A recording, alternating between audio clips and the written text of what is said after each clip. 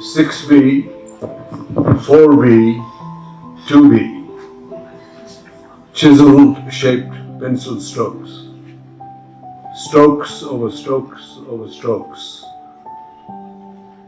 Cyrus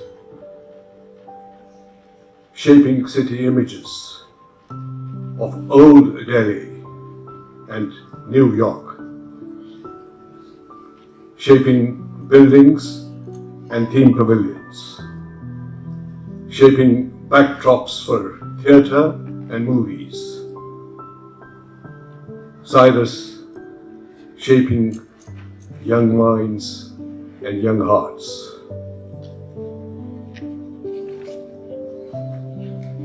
Mumbai born and educated, Cyrus Shavaksa Hormushti Jabwala was an unusual and a multi-faceted personality. An academic, an artist, and a professional architect. A fellow of Royal Institute of British Architects, Ustad Jawala taught at the Delhi Polytechnic from 1949 to 1957. In 1967, he rejoined as the head of the Department of Architecture of what by then had become the School of Planning and Architecture, eventually retiring as its director in 1978. For well over 30 years, he practiced as a partner in the well-regarded firm of Anand Apte and Jawala, or Aj for short. Aj belonged to the first generation of post-independence modern architects in Delhi, along with Hines Bhavabhatia, Chaudhry Gulzar Singh, Kanvinder Rai, Steven Balla, and amongst the public sector, Habib Rahman and Man Singh Rana. Aj handled an astonishing number of projects cutting across domains and scale, to include urbanism, architecture, interior design, and exhibition design. In his later life, Ustad Jawala's sketches and paintings became well known and were published as books. Born to revolutionary parents, Meherban and Savoksha Jawala, Cyrus was married to the renowned novelist and screenwriter Ruth Bravard, and after his demise in 2014, their three very special daughters decided to institute the annual Cyrus Jawala Memorial Lecture in partnership with SBA Delhi to celebrate his memory and encourage discourse on post-independence and contemporary architecture in India. The first lecture in the series was delivered by Mr. Raj Rewal, who is with us this evening, while Mr. Rahul Mehrotra delivered the second one last year.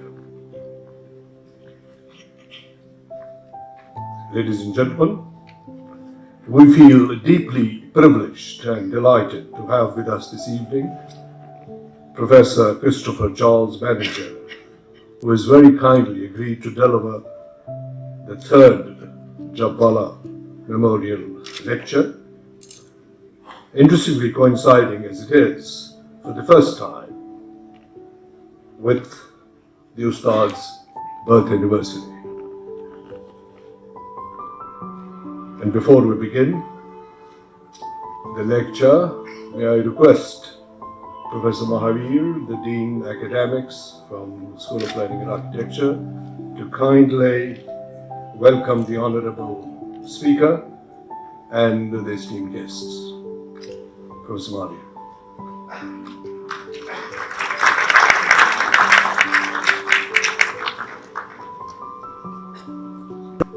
Good evening.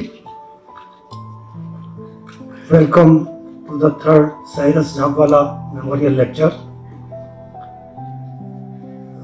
First, I must apologize on behalf of my director, Professor P.S. Rao, who is currently traveling and could not make it for the evening. As we all know, the Department of Architecture in Delhi Polytechnic started way back in 1942, and from then onwards, traveling through School of Town and Country Planning, School of Planning and Architecture, School of Planning and Architecture deemed university, today we have a status of an institution of national importance.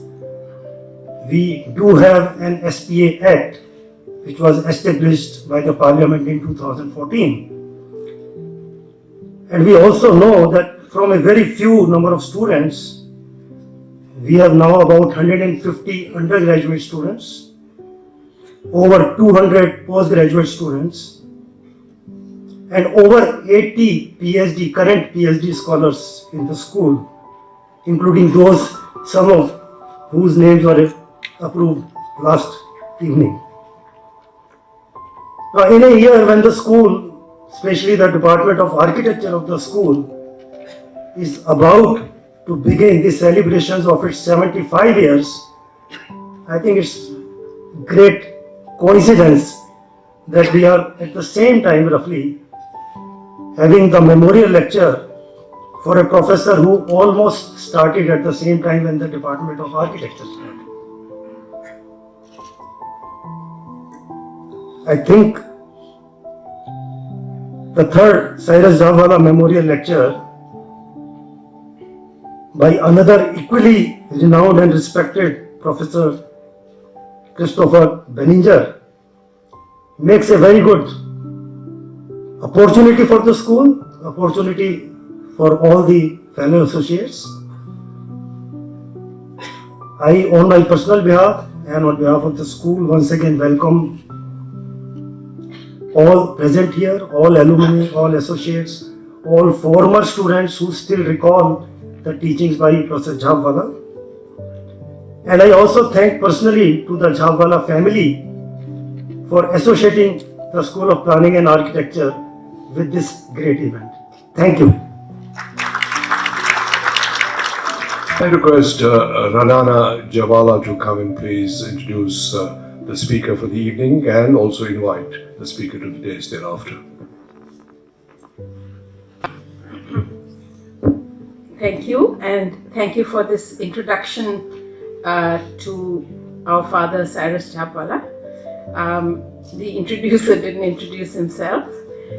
He is Professor Iftikhar Chisti, who was teaching at the school and is a very well-known architect in Delhi, and I think many of you know him, so thank you. On behalf of the Jhabwala family, I would like to welcome all of you to today's lecture. My sister, I'm Renana. My sister Ava is come specially for a few days from England for the event. My sister Feroza, who lives in the US, could not come. My husband Harish Khare is here with us, and on behalf of all of us, we welcome all of you to this lecture. We're very pleased that our speaker today, Christopher Charles Benninger, is giving today's memorial lecture in honor of our father. Christopher is a teacher, an institution builder, and an architect. He perhaps is one of the best known architects, teachers, and institution builders in India today. He left his tenured position at Harvard's Graduate School of Design many years ago to come to India and co-founded two schools of architecture in Ahmedabad and Pune in the 1970s. As a teacher in those institutions, he has inspired countless students, and his book, which I would encourage all of you to get, is called A Letters to a Young Architect and is a bestseller, and especially to the students who are here, and has been translated into many languages. He started his practice in architecture rather late. He was, as I said, an institution builder and a teacher rather late at the age of 51, building many campuses, including IIM Calcutta and the Supreme Court of Bhutan. His buildings are modern and individualistic, and yet draw on Indian tradition and culture. We look forward to hearing his many experiences in many of these varied fields. And personally, what I would like to say is what draws me especially to his work is his use of architecture as a social tool and his commitment to inclusiveness. May I welcome Professor Benninger, and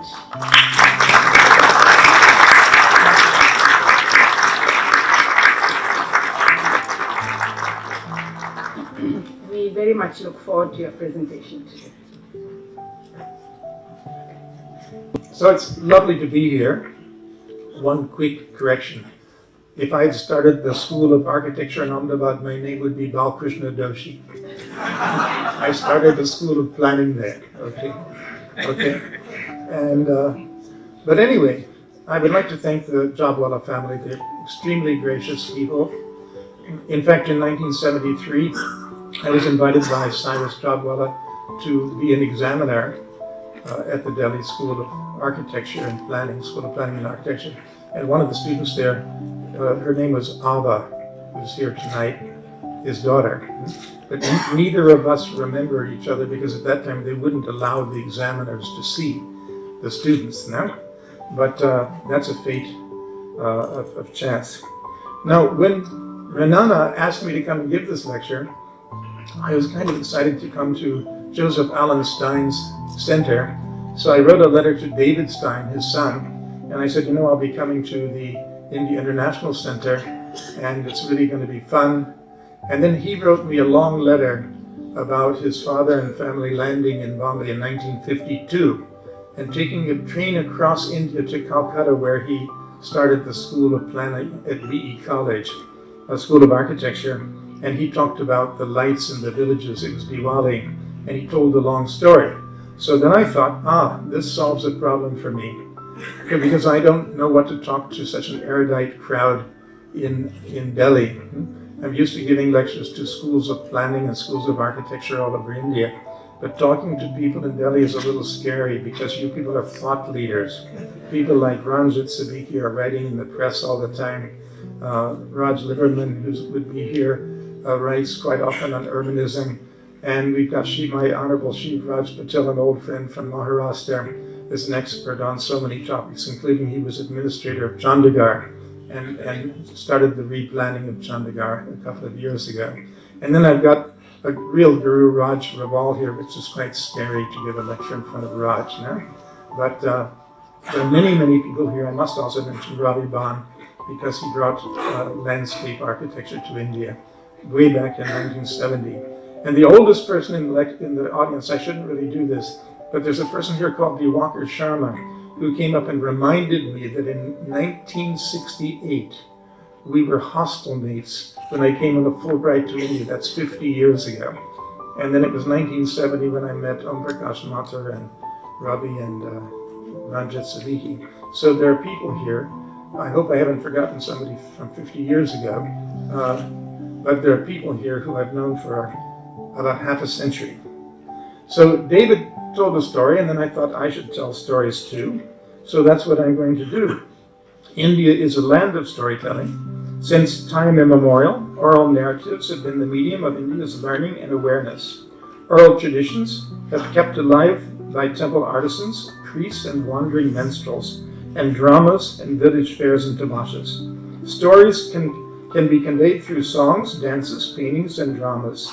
Indian stories often share spiritual meanings, but they also carry many ideas about self-realization. And even the British and the Nizam tried to ban like Borakatha in South India because they used satire and new ideas to criticize injustice and bad management of government. And we all know the post-independent age needed stories of hope and romance and apprehension also.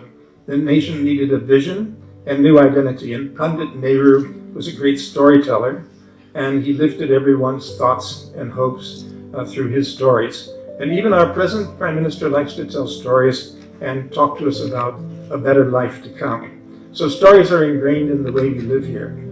Now, what I want to say is the human settlements we have lived in and the buildings we have lived in have also molded and tempered the way we think about space, form, and urban structure. In a way, these buildings and spaces are stories too. Experiences in urban and built space generate deductive rationality about the way the world is. They tell us, what is this world? What is it like? But they also gift us what is called formative logic about the way the world should be. If you're a good architect, if you're a student of architecture, you look at buildings and you say, this is not the way it should be better now. So they also raise formative logic. These are neither static experiences nor single-shot photo images of a context embedded in our thoughts. Rather, these experiences are narratives that have beginnings and endings, openings and closures, and yes, even conclusions and lessons. So there are stories that lie in our subconscious being, stories drawn from the choreographies of our lives, from the places we have lived in, all telling us who we are and what the world is like, giving us hints of the logic of why things are this way or that. Most of our paintings, dramas, and even our buildings betray autobiographical stories about their authors and designers that molded their existence and determined their designs. These creations that we authored are searching for the reality of themselves. The authors are actually expressing themselves through their designs and writing. Within these stories, crafted in built form, and histories laid out in our city plans are leaving eternal footprints of our being on this earth. Architects are very different from other professions. Lawyers fight cases over misdeeds of the past, and each case becomes a kind of story with protagonists. Accountants and auditors, other professionals, try to put last year's figures in an appropriate order, becoming dry prose, and they have only victims. Doctors try to save us from our past recklessness and bad fate, and these become high dramas. But these are all stories of the past. Architects and planners are always working in the realm of the future and doing something creative today that will not happen tomorrow, even next year, or even many years later. Dealing with the future is more uncertain than dealing with the present or the past. Our stories are therefore more complex, messy, and even chaotic. They are a journey through the unknown towards an unknown destination. So before I begin to tell you my stories, let me confess that architects tell their stories backwards. That is, we always begin with the end in mind. Maybe in telling you my stories, I'm telling you narratives of my future and yours. To give you an idea of what I'm pondering, let me tell you the first story that I'm calling Adventure. The story of adventure. Bringing things into order, finding patterns generic to things, making templates into which things can be ordered are the unique feats of the human brain, driving our strongest emotional compulsions. Yet this ordering project leads to something which I call the human conclusion, wherein almost all human societies come back to a common set of concerns in an interesting closure of the human condition. To make this short, can I say we all get trapped into the same rites of passage and the same predictable samskara? In other words, life is a trap. Perhaps because of my identity as an outsider, my life has been a story of escapes, seeking alternative meanings and freedom. Or perhaps I found middle-class American stereotypes just too mundane and boring to commit myself to. So I began a search even as a child, doing poorly in studies, yet finding myself immersed in art. I found montage painting more compelling than realistic landscapes. I liked chaos and the secrets of order deep within disarray. I call people who are on lifelong journeys of self-discovery travelers, because real travelers involves a bit of risk and even danger. It works without foresight, making decisions on the spur of the moment and asking oneself each morning, where should I go today? As opposed to a traveler, a tourist seeks a planned schedule of visiting pre-planned sites and events. For tourists, reservations are a must, always craving safety and predictability. Tourists are buying canned experiences. In our daily lives, we are either travelers or tourists. The known is the friend of the tourist, and the unknown is the friend of the traveler. Being a traveler of the spirit and seeking adventure of the mind are metaphors for one another. My first adventures were in playing hooky from primary school. I'd use these escapes to cycle alone into the wilderness, discovering raw nature, or walking over to the student center in the university where my father taught, and watching abstract art films, which had topics very negative, like concentration camps, ethnic cleansing, and even prostitution. These films exposed me to something that I came to know as another world. It was not the safe, clean, middle-class American world I grew up in. In 1963, I traveled across America from coast to coast through Arizona, visiting Taliesin West, which you can see here. After an inspiring afternoon, another idea struck me. There was a crazy man living in the desert who made bronze bells, and I'd read about him in Time magazine. I recalled that his name was Solari, and I thumbed through a telephone directory, finding a name, Paolo Solari, and I, with great trepidation, called him up. Surprisingly, he answered, "Come right over." The next few days were spent exploring in the desert with him, visiting underground shelters, experiencing man-made cave dwellings, and learning how, in his backyard, in an ordinary house, he made bronze bells which he sold for thousands of dollars. Years later, many years later, he became very famous for Arcosanti, his utopian city in the desert. During that visit, Paolo Solari shared with me the concept of the culture of construction. He taught me that every building has a place, and each place has a unique materials, climate, craftspeople, and construction technology. So traveling sparks one's imagination. Traveling knits enriching friendships and introduces one to gurus who expose the true persona within oneself and new possibilities who you can be. One learns innate truths and concepts that will be carried through a lifetime. These insights are what we call inspiration. My roommate at Harvard in 1966 arrived from a 15,000-kilometer bicycle journey around the borders of America. He went from New York up to Canada, crossed over to Vancouver, down to Los Angeles, across to the south of America, and came back to Cambridge, Massachusetts. And this long trip inspired me, and he became my guru of adventure. So the next summer, the two of us bicycled 1,500 kilometers from Paris to Athens, where I had to attend the Delos Symposium organized by Konstantinos Doxiadis.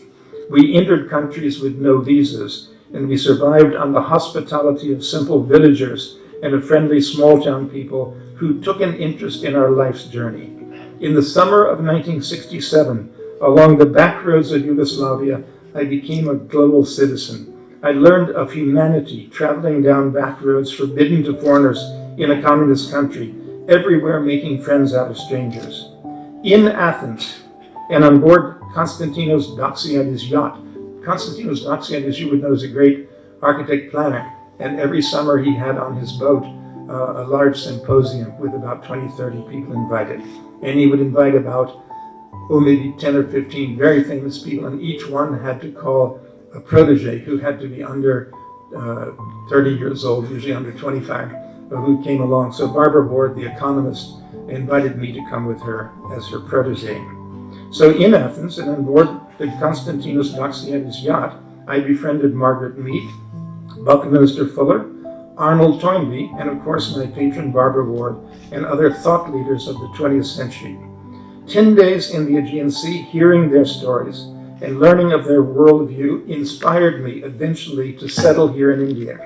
In the afternoons, our small group would explore classical Greek islands and sites.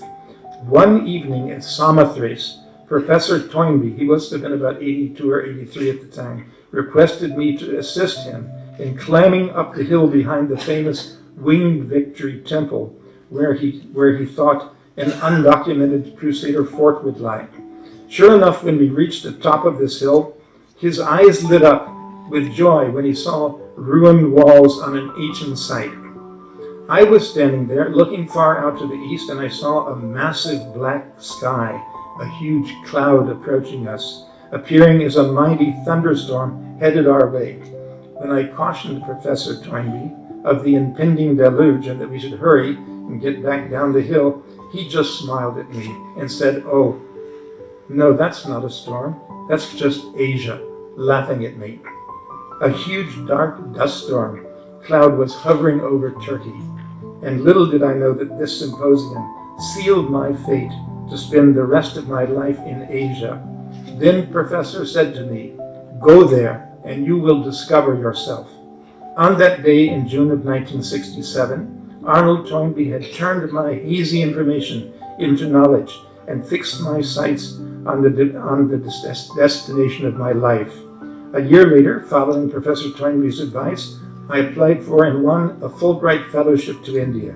I traveled around the world by plane, visiting Japan and my teacher at Harvard, Fumihiko Maki, and then I came to Cambodia on an Air France flight, again with no visa. And when I landed, I found that I was the only American in the country who was not in prison. The others were 14 pilots shot down intruding over Cambodian airspace. The other Americans, as I said, were in jail, and my fellow travelers in Phnom Penh were Viet Cong fighters on taking breaks from the war in Vietnam.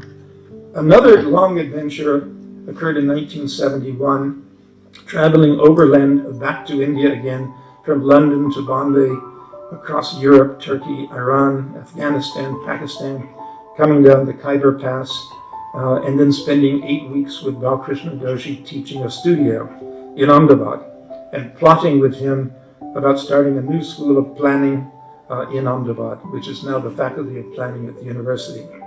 And then I moved on to Bombay, where I met a man, an interesting man called Charles Grady. It was the exhilaration of this overland adventure that lured me to India, informing me that this was my new home. One can travel on one's feet, one can travel through reading, one can travel through one's eyes, but travel one must. Travel and adventure are catalysts of imagination and inner awareness. They instill in one a compassion for humanity, and thus I'll tell a story about compassion. Again, I'll start with a little philosophy of each of my stories I tell. Traditional societies strive for the happiness of the group, while modern societies teach us to be self-sufficient, to succeed, and to strive for happiness through individual achievement. Traditional societies work with compassion as driving emotion. Advanced societies work for the happiness of the individual with competition as the driving emotion. Individual ambition and innovation, it reads, are unique feats of the human brain, driving strong emotional compulsions known as greed and pride. Regrettably, the resulting success pyramid concludes in a counterintuitive outcome. Most people are unhappy because they're somewhere in the bottom half of the pyramid, while those who are successful are often very lonely at the top. This competition model, this competition project, informs us to brush aside inequality and poverty as obvious human conclusions, perhaps something the government might deal with. Winner takes all becomes the closure of the modern human condition. To make this short, can I say we get trapped into an endless struggle for success, justifying inequality? Life is a trap. When I was a child in Florida, we lived in a segregated society. Many of you young people wouldn't realize that America, back when I grew up in the 50s and 60s, that we had different schools for different races. No? So when I was a child in Florida, we lived in a segregated society where black people sat in the back of the buses. They were not allowed to sit in the front. And their children attended black schools. They lived in shanty towns while we whites lived in manicured suburbs. This was a form of institutionalized untouchability. On a visit to South America, to Medellin, Colombia in 1965, where my father was setting up a new school of business administration, I noticed that the population was divided into a first city for the rich and a second city for the poor, with unplanned illegal barrios growing up the mountainsides, while the bungalows for the well-to-do grew through the valley into distant suburbs along expressways. My economics professor at Harvard, John Kenneth Galbraith, described this as a dual economy. This is an example. This, in fact, is an income distribution of Pune. And you can see that very few people live in the upper income group, and there's a very large people at the bottom. In fact, if we really get into a discussion of that, I would say hardly 3% of our society are in the middle class, who would have life insurance policies, medical policies, and who would own cars and paid income tax. I don't think more than 3% of people in India pay income tax. So my professor, John Kenneth Galbraith, as you know, he was also ambassador here, who used to teach us about the dual economy and dualist society, living parasitically, two societies, one on the other. So walking in the streets of Medellin, I noticed young beggars in rags sleeping on the footpaths. One night I observed an amazing thing. Seeing that a boy had no food, another ragged, unshaven man divided his meager rations, sharing the little he had with his worse-off fellow street dweller. This gesture of compassion filled me with shame, and I felt bound that I must use my skills as an architect to make the world a better place to live. A beggar man became my unsuspected gurus in the streets of Medellin. In 1967 at Harvard, Jose Luis Sert, who was my professor, gave us all a thesis project. He said, choose a country and design housing in that country. I chose Colombia and created a shelter system called Site and Services. My design envisioned very small plots whose services would be enhanced by local government over time, and the inhabitants would build their own homes in accordance with their capabilities. In 1968 was when I was on a Fulbright fellowship to India. I volunteered to design a shelter project for Senate by Mehta, a social worker in Vadodara, but it could not be built. Well, as good luck would have it, in 1972, Senate Bai became Gujarat's Minister of Housing, just when HUDCO was formed, and he invited several architects to design low-cost housing projects. I'm sorry to say the other architects found this uninteresting, but my Jamnagar project became the first economically weaker section housing scheme funded by HUDCO. Now, seeing this project emerge, the World Bank approached me to work in Chennai, and I drew on my thesis at Harvard, creating an effective site and services program, resulting in, this is a kind of an image of it, resulting in thousands of plots. We built thousands of plots. We laid out about 15,000 plots between 1973 and 80. Accessible, this made plots accessible to homeless people who built their own homes. From Chennai, the World Bank carried this concept around the world. Vasant Bawa, the founder of the Hyderabad Urban Development Authority, then engaged me to design low-cost housing for the Class 4 Housing and Federation of the Class 4 Workers of Andhra Pradesh, where I created small core houses on large plots, large enough to become growing. These people who were Class 4, they could afford to make EMI payments for the lowest rank of a HUDCO loan, but the people who rented space from them could not afford. So they became effectively urban managers of rental systems, which is something which is very difficult to do. Then, the fees from this project, it was a rather large project, I used as the seed fund for creating the Center for Development Studies and Activities in Pune. CDSA, as we call it, prepared integrated rural development program in Ratnagiri for the governments of Maharashtra and India, supported by the United Nations. Working with local people in Ratnagiri, micro-level participatory social input plans were drawn up, and through the Lead Bank program, banks piggybacked economic assistance onto the social services scheme. This program evolved into something called Social Inputs for Area Development and became a decadal program from 1980 to 1990 at the Ministry of Social Welfare, supported by UNICEF. Out of this work in the late 1970s and early 80s emerged CDSA's unique watershed development approach, pioneered as a counterblast to the huge watersheds being funded and promoted by the World Bank. The World Bank wanted to increase cash crop production. We wanted to enhance the environment. Cash crops needed massive irrigation, hybrid seeds, fertilizers, pesticides. Ours was an environmental sustainability approach employing reforestation, nullah bunding, contour bunding, and percolation tanks with small irrigation schemes lifting water in the areas. And we also worked with the local villagers, forming something called Pani Panchayats, who managed their own water accounting systems. So from the early 1970s until now, we employed architecture as a social tool, building orphanages and a network of social facilities for the Dalits of Maharashtra, centered at Nagluk in Nagpur. Empathy and compassion are the catalyst of imagination and friendship. They are the creators of self-knowledge and inner awareness. Now, I could show you a few, because the architecture students said if you only talk like this, we may get bored, so show us some of your work. This is Nagluk. Nagluk is a Buddhist center in Nagpur. They train social workers, they teach Buddhist theory, and this is the Dhamma hall, where lectures are given, a small shrine room. And this is some of their campus. It's a very simple brick. It's run by a trust, and it's a well-known center for Buddhist studies.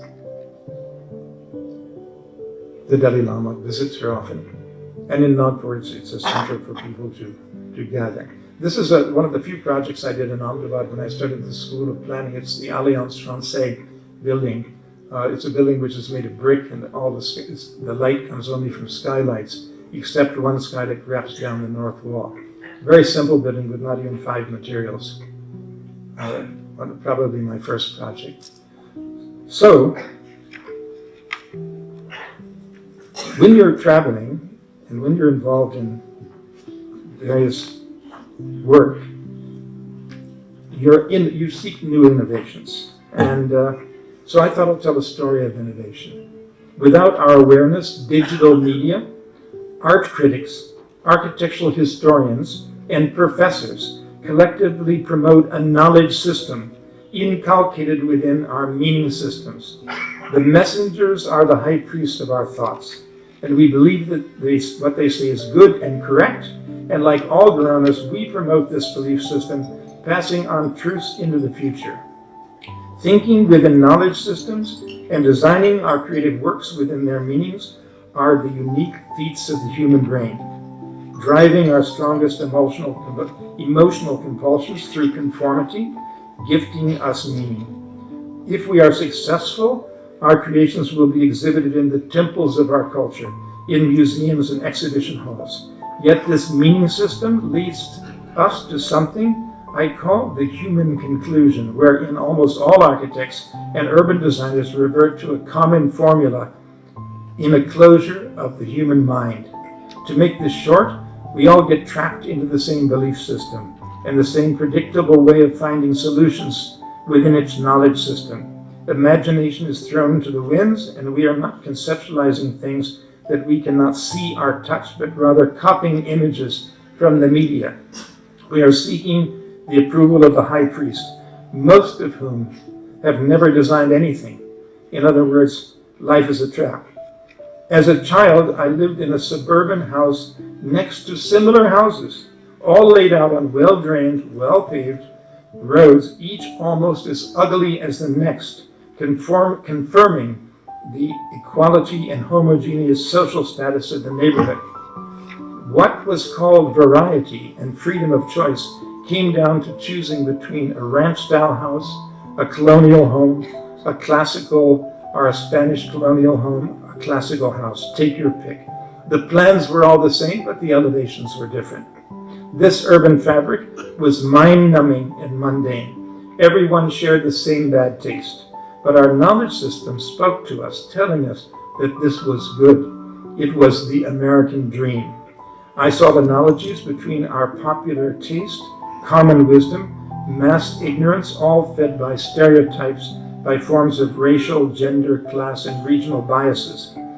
One Christmas, that was in 1956, I opened a magic gift that was the talisman of my future. It was a book called The Natural House by Frank Lloyd Wright, changing my life forever. The book unraveled my thoughts and gave me a sense of vision for my future. A new knowledge system gave me a sense of meaning. It told me of a path I could follow for discovery. On that day, at the age of 14, I think I became an architect. It was not the images of the dwellings integrated within the natural landscapes, but the credo espousing nature, human scale, honesty of expression and functionality. This knowledge system fit well into my love for the great wilderness, rivers, lakes, and ocean. This sparked my thoughts, kindled my spirits, and catalyzed my imagination. For the first time, I could dream of alternative worlds, concepts, and objects that were not visible through my immediate senses. However, one day, I saw a large newspaper spread with photographic images of Le Corbusier's forms and sculptural buildings in Chandigarh. It was love at first sight, carrying me on with romances with Ronchamp, La Tourette, and the Marseille block. This is, of course, you all know.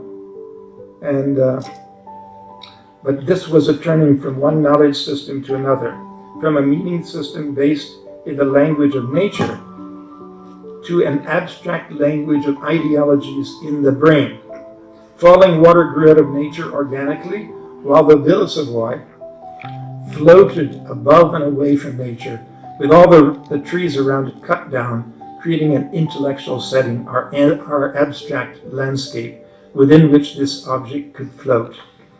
The American and European knowledge systems grew out of different contexts and meaning.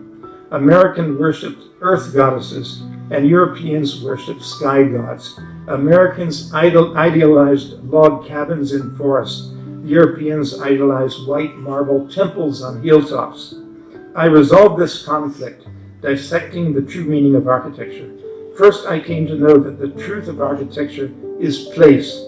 Each place has its unique cultural history and symbols. Each place has its own milieu and ambiance. Second, I realized that architecture is poetry. Architecture speaks of intangible moments of transcendental ecstasy, resonating within our deepest feelings. My early works, like the Alliance Française, which I showed you earlier, and CDSA, and the Mahindra United World College of India, were catalyzed by Wright's credo of human scale, kinetic choreographies of movement through space, and integration with the context. My later works drew inspiration from what I now call the culture of construction. In Bhutan, I wanted to use the culture of local materials, local craftspeople, and their simple construction management guided by monks. In Pune, on the contrary, at the same time, I was producing a humongous industrial pavilion in which I drew on the culture of steel and on machine manufacturing technologies. I think it is important that we realize that we all think, imagine, and create within knowledge systems, and that different knowledge systems are competing with one another. There's kind of a cultural imperialism trying to invade our minds and place alien meanings within us. Like the suburbs of my youth, we are victims of popular taste and common wisdom. Star architects are what they call star-architects these days, are creating monumental stunts and making dramatic follies, all getting look at me. By applauding these inane fabrications, we are succumbing to an insipid cultural colonialism. I find it perverse that no major architectural critic is speaking out against monstrosities, in my opinion, monstrosities like the CCTV tower in Beijing. I think we have a picture of that there someplace. Even La Défense, the urban space in Paris called La Défense, and also the terrible museums which are spreading across the world. In India, our own IT giants have spread ugliness in Bangalore, Hyderabad, Pune, and Gurgaon, missing an opportunity to gift a new spirit of built form to India. Even the high priests seem to have their mouths sealed in front of their own knowledge system. Architecture and urban design are potential catalysts for imagination and intellectual friendships. They can be the creators of self-knowledge and inner awareness. They can challenge our senses of compassion and inclusiveness. Okay, this is, of course, you all know the Swiss Pavilion that Corbusier did in Paris. And at some point in my career, I did at the Saludra Institute of Maritime Studies, a long hostel. I think it was influenced by that. And this is the building in Pune for the College of Engineering Pune. It was a college that had almost all boys 20 years ago, and now there are 30% girls, and so we did a women's hostel, all exposed concrete. Drew a lot on my gurus like Sartre and Khan. So anyway, our creations can challenge our senses of compassion and inclusiveness. So listen, I'm talking about now a story of inclusiveness, which gets into our planning work. City plans are not artifacts of accident, but rather arrangements of contrivance. Our urban slums, with urban slums being direct results of elite urban policies, foreign planning models, automobile and real estate-driven concepts, and an amazing lack of public imagination. I say amazing lack of public imagination because even I've read Ranjit Siddiqui's articles showing that the vast majority of people in the Delhi metropolitan area live in illegal settlements. In Bombay, 75% of the people cannot afford any EMI for any dwelling at all, so they don't have a right to the city. So we design cities as if they are tinker toys, not as all-inclusive socioeconomic systems. Yet our cities are the unique feats of the human brain, driving our strongest emotional compulsions. City planning around the world leads us to something I call the human conclusion, wherein almost all urban societies come back to a common set of urban crises in an interesting closure of the human condition. All city plans, directly or indirectly, ironically, exclude most of the urban citizens. To summarize, can I say we all get trapped into the same urban conundrum and the same predictable inhuman city, maybe whether it's Mumbai or Manhattan? In other words, life is a trap. Well, or is it? Modern city planning theory and practice can trace its origins back in history, even to Greek cities. Roman garrison towns are oriental capitals. Modern city plans and campus plans, information technology parks, are slight variations of British cantonment plans. I wonder how many people have studied that, where the military area created a unique social space defined by one's race, occupation, gender, and rank. Indian Jawans at the bottom of this socioeconomic pyramid were in fact part of an elite minority admitted into this unique urban estate characterized by potable drinking water, sewage systems, storm drains, paved roads, and social services. The real cities of India were left to rot. So the cantonment plan is a very clear way of doing things. All university campuses today follow the cantonment plan model. They divide boys and girls, they house people by rank, and even foreign students who are of a different color stay in a different part of the campus. So it seems to me that we haven't gone very far since the cantonment plan. This model is one of the precursors of globalization in urban planning, where gated communities and malls have replaced the lively, informal public domains of traditional settlements. The loss of social space is a metaphor for the loss of community and indigenous identity. An undeclared strategy of city planners is to replace vernacular culture with institutional culture, right from the plan of the city to the architecture of the buildings. Uniforms have replaced pluriforms, which once gifted personal cultural richness and identity. In 1971, I embarked upon an adventure to the Kingdom of Bhutan, crossing the no man's land from Bagdogra to Phuentsholing, where foreigners were forbidden to travel. Not more than 5 other Caucasians were in Bhutan when I arrived, and I had a mission to prepare micro-level plans to enhance the quality of life for isolated villagers. His Majesty, the 4th King, concluded when I arrived and talked to me that no one could participate in Bhutan's development without a personal knowledge of the kingdom. So he ordered me to head across Bhutan by jeep, which he was kind enough to provide me with, over roads cut from cliff faces, running deep into isolated mountain wildernesses. That was a time, 1979, there weren't more than 50 telephones in the whole country, and most of them were with the royal bodyguards and His Majesty. Upon my return to Thimphu, I quickly befriended a small group of young officials, and we set upon a strategy involving the deputation of students to my institute in Pune and setting up a small planning office in Thimphu.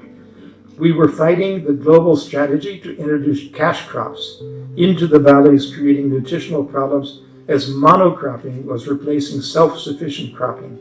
Bengali truck drivers carrying these crops introduced STDs along the roadside hamlets, and cash crops like cabbage, dominating daily diets, stimulated iron imbalances and related diseases. What had happened was people had come in, advisors from the FAO, and they said, okay, Paro Valley, make it all cabbages.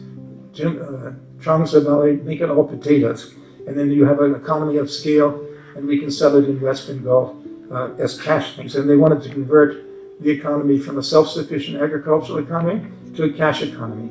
And this created all kinds of things, like people eating food substitutes that they could buy, like crackers and Lay's wafers and things like that, instead of healthy food.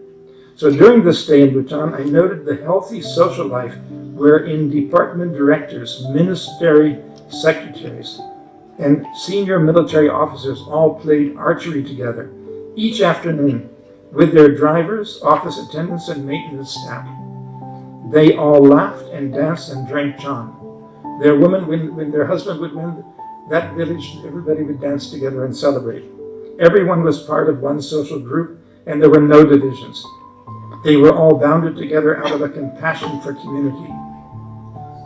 Over the years, I watched Thimphu grow from 5 to 8 to 37,000 people, when in 2001, I won a competition against CAMSAX and MIT to prepare the capital plan of Bhutan.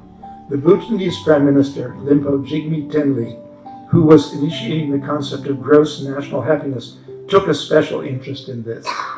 This is some pictures of, after we did the plan, we designed the Royal Secretariat and the Supreme Court of Bhutan, and we did plans for several cities besides Thimphu, a new town in Denchi in the east. No? So we struggled together with a small team of young Bhutanese architects to discover pathways to make our capital plan more inclusive, resulting in something that I now call the principles of intelligent urbanism. These principles are things like have balance with nature, balance with tradition, and conviviality, etc. These principles acted as a charter through which to filter decisions in our discussions, regardless of there being village meetings or cabinet meetings. We immediately set out involving villagers in planning their own watersheds, transforming them into what they called urban villages through land pooling. This charter of working guidelines grew out of our concepts of gross national happiness and from my earlier work preparing plans for provincial capitals in Sri Lanka, housing communities in India, development plans for cities like Thane and Kalyan, and other cities in South Asia. Limpo Jigme Tenli used the fate of Bhutanese archery matches as the backdrop for our planning work. He rekindled my memories of my first visit when the working day was from 8 o'clock in the morning until 2 o'clock in the afternoon, when the free time was used to meditate and play archery, bonding people into close-knit communities, playing with traditional bows and arrows. One day, a foreign consultant arrived carrying a power bow made from fiberglass with slick arrows, shooting twice as far as a local traditional bow. That day changed Bhutan forever, dividing every archery range into two parts, one part for the power bows and the other for traditional bows and arrows, one for the rich and one for the poor. A class society based on Thimphu's archery grounds. A class-based society was born on Thimphu's archery grounds. Soon all senior officials were returning from their foreign tours, with powerboats costing about the annual salary of their drivers and attendants. Thus, the archery matches evaporated as a binding social force, globalizing the entire city into a divisive, competitive society. This parable taught me that the defining factors in traditional societies emerged from within diverse societal components expressing themselves to society as an inclusive collage of pluriforms from the inside outwards.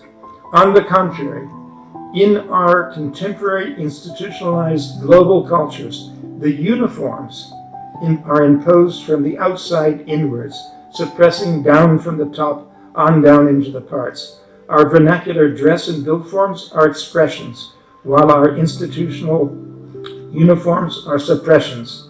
This system of articulated stratification lives with us as urban planners, tempering the way we think, how we deal with others, and even our self-images.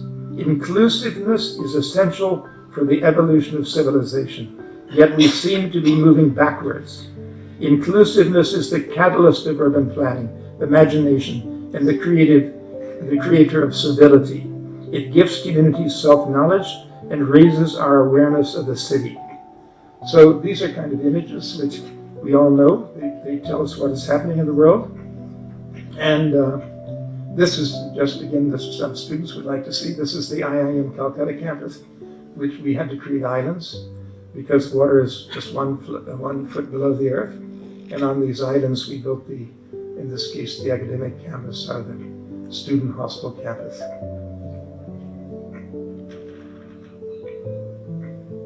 This is the lecture hall complex. I wanted to take breaks from my lecture and also let the students know, yes, I also do architecture. But you know, if you're my student, then you have to listen to me talk also. This is the IIM campus. These are all hostels. Of course, that's getting back to Bhutan. That's the capital plan and the capital complex in the middle, where we also designed the Supreme Court of Bhutan. This is the old, ancient 12th century fortress monastery.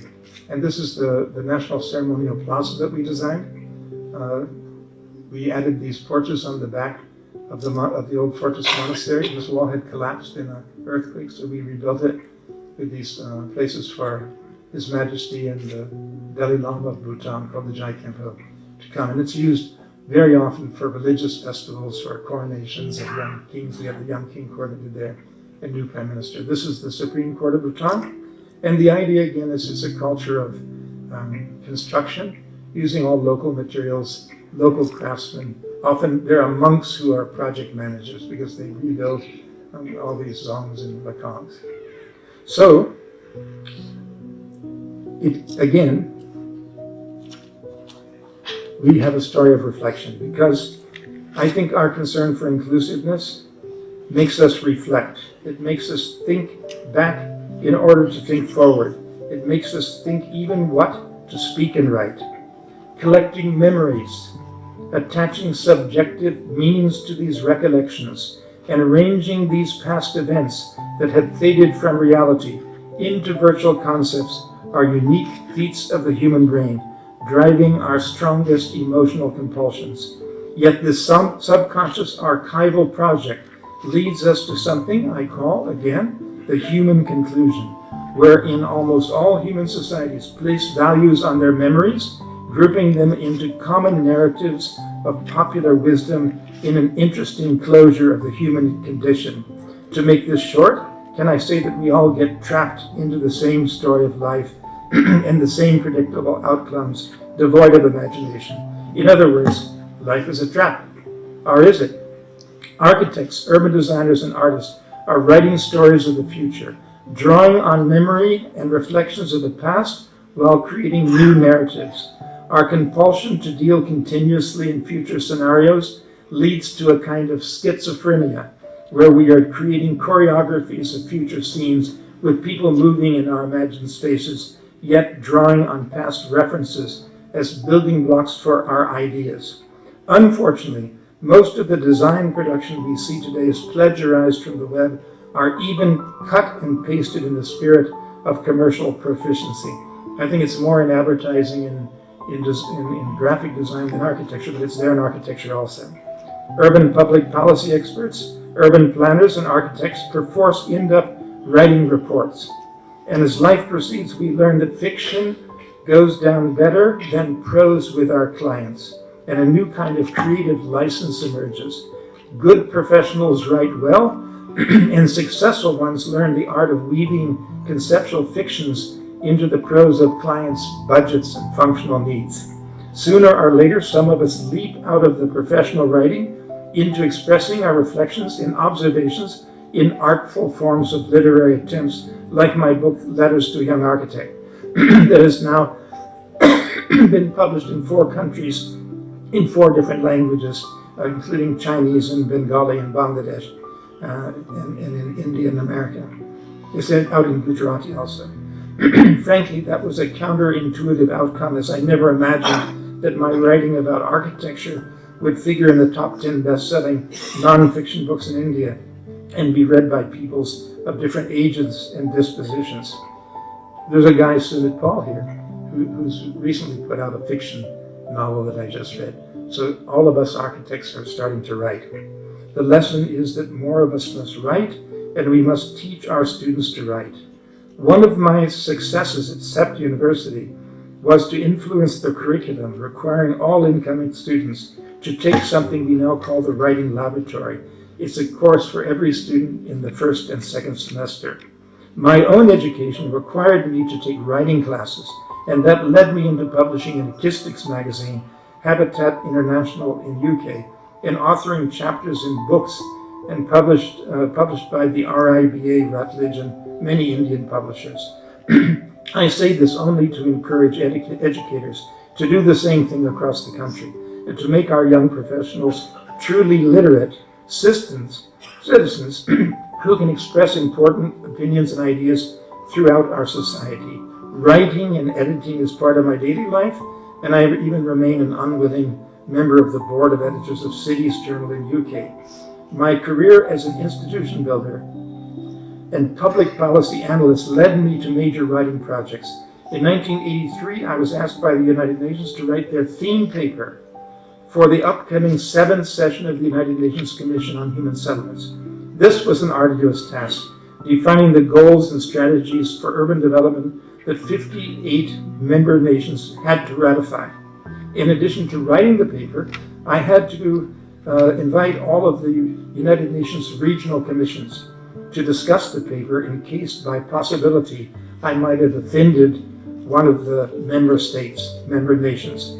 So this task stretched over many months in Nairobi at the UNCHS Habitat headquarters. About a year later, the Ministry of Urban Development requested me to represent India at a non-aligned conference in urban development in Sweden, where I was asked to make a major presentation up to the 300 or so international delegates. Don't ask me why the government of India would ask a citizen of one of the 2 countries that the non-aligned people were against to go and represent them, but that's the way things work. At the end of my presentation, a senior Finnish official arose, grabbing much attention with a strongly worded question to me, taking the form of a major accusation. Before coming to the point, she laced her attack on me with several insinuations and then said, "The paper you have just presented is an insult to this gathering." Most of us sitting here were signatories to the charter of the 7th Human Settlements Commission meeting in Angola. The paper you have just presented diametrically opposes the values and principles that we have all debated and agreed upon in that charter's theme paper. What do you have to say for yourself? There was a hushed silence in the large auditorium, with deadly glares directed my way from fellow speakers on the podium. So I got up and walked slowly to the rostrum, and I said, "Thank you, madam, for your wisdom and your kindness. I am the author of the paper you have signed in Angola. Do you have any more questions?" The large audience broke out into howls of laughter and applauded my rebuttal enthusiastically. So writing can have its euphoric moments as well as depressing ones. In 1986, I wrote the Asian Development Bank's white paper on urban development, arguing to the board that the Asian Development Bank should open their lending to infrastructure investments, alleviating health and nutrition stresses in Asian cities. I spent about 3 months in Manila at the Asian Development Bank headquarters writing this paper. After presenting it to the board and receiving a cautioned acceptance, they were sort of at a quandary where to go, so I suggested that they assemble a conference of experts where I would not be there to influence them, documenting or arguing against their doubts. My friend Om Prakash Mathur, who's sitting here, was asked by the bank to lead that follow-up seminar, resulting in a rather heavy book, convincing the bank to go ahead and make investments in the urban sector. Until that piece of writing, the Asian Development Bank restricted its lending to rural and agricultural development based on the popular wisdom and ignorance that urban investments catalyzed migration. It was a moment of euphoria for me when I learned that the board of the Asian Development Bank passed a resolution entering the urban sector of development. So life is not a trap after all. For the true artist, there are secret moments of transcendence, moments of inspiration, when the profound arches above, unhampered over day-to-day trivia. Within that momentary sliver of self-realization lies one's eternal truth and being. Writing, urban planning, architecture are creative catalysts of the imagination. They are creators of self-knowledge and awareness. Now, again a break. That was a Chettinar house in Tamil Nadu, which influenced something called India House. India House is in Pune. On the left-hand side is a real house where I live. On the right-hand side is a studio and an entrance into an art gallery, which is underneath this courtyard. And I believe every building should have a public domain, a place where the public can meet. And every week, some students come from different colleges. Next week, some are coming from Ahmedabad, about 40 students. And I give them a small talk. Or in this case, Bimal Patel is releasing his book on his father's work in the courtyard. Or we have cocktail parties after or before gallery paintings. This is the entrance, with some paintings actually done by Ram Prasad. And this is the art gallery in the basement. And that far painting in the back is called Paradise. It's for IMP's tower in Bombay. Ram Prasad has painted that. So we have a lot of interaction between artists and architects. And this is me sitting with some Gundas in my studio. Young architects all look like Gundas today with their beards. I can see them all sitting here. And so we all work together. I sit in the middle of the studio and work with them. And this is the house. And pretty much it's full of things from my travels. And friends do come and talk to me there. But often we don't talk to each other. We're too busy like teenagers talking on cell phone. And when Ram Prasad took this picture and we put our phones down, he said, "Who are you talking to?" We said, "Each other, obviously." But yes, this is Suzlon One Earth. It probably was the first very large platinum U.S. lead and India lead and accredited green building. It's the headquarters for a multinational company called Suzlon, and I was very much influenced when I thought it was secret to have a pedestrian space inside with water, and by all of these deep stems which you find along rivers in Maharashtra or in temples in Kerala.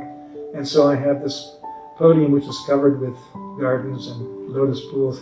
This is the training center. And inside you can see under these photovoltaic cells, this is a courtyard where you can sit and put your feet in the water, and you get indirect lighting through these photovoltaic cells. I always like this temple because it has the louvers, the screens which I have in Suzlon. It has the deep stems, it has the slope grooves and the jollies. So that's the deep stem in the middle of Suzlon One Earth. And this is a chimney. This glass cylinder, look on the right, you can see trees growing out from the bottom. And open at the top, it heats up in the sun. And like your car heats up when you lock it up in a parking space, it becomes very hot. And it sucks air out of the basement and does the air turnover and takes out all of the fumes from the automobiles. So it's a kind of a energy-free way of doing things. These are book Letters to a Young Architect, and some of our friends releasing the book. So writing is something which I was talking to you about. It's something very important in my life. Now, to conclude my stories, I was born in America, but my land of actions, or what you people call karma bhumi, is here in India. I was drawn here to the subcontinent through subconscious dreams and primordial urges embedded in my soul. I think everything in life is fate. Yes, narratives hidden within my being were calling out to me to come to India. Once I set foot on Indian soil, I knew I had found my home. I have been blessed to know India through its many living layers of time that still today float one above the other, sharing geographical space and time simultaneously in the form of real people and real friendships. See, I believe in India you even have medieval type of people in the center of some cities. You have modern global industrialists. You have all kinds of people living in the same space, as if different cultures and societies are floating one above the other. Through my princely friends in Gujarat in the 1960s and in Bhutan later, I lived the stories of medieval lives, and I designed places appropriate to their heritage and to their meaning system. My friends in the state bureaucracy lived the lives of the socialist state, and I designed towns, replanned cities, and created large-scale housing estates in the spirit of the supply-side economy. Through my friends who were early entrepreneurs, I came to know the meaning of the mixed economy and its precarious life. I helped them find identity through their buildings. Now we live in a capitalist global economy, and my clients' markets spread around the world. And I must work in a culture of construction that is both very Indian and at the same time global. Each of these layers has left its own work ethic, its own thinking, and its own kinds of human relations. So the lesson to me of India lies in its people, through their relationships. It lies in their stories, knitted together into great epics, generating a shared happiness and sense of fulfillment. Yes, I found happiness in India, in Bhutan, Nepal, Sri Lanka, and Bangladesh too. I learned that life is not about the projects we have in hand. It's not about our wealth, but life is simply the quality of our friendships that grow into our life along our journey. If life is a trap, adventure, compassion, imagination, inclusiveness, and reflection are our creative escapes. Thank you very much.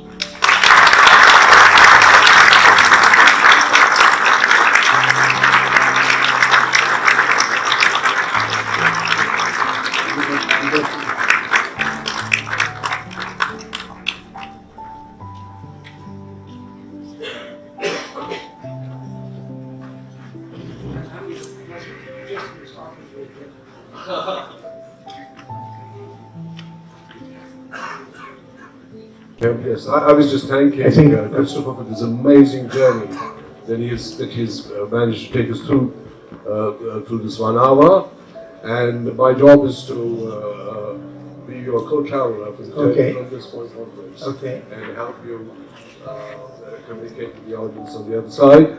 And I don't have to tell you, this is the time for the Q&A, and please feel free to ask questions or offer observations.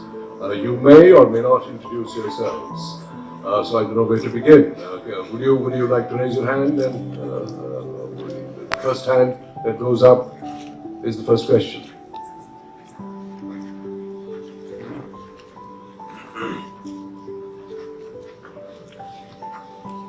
Yes?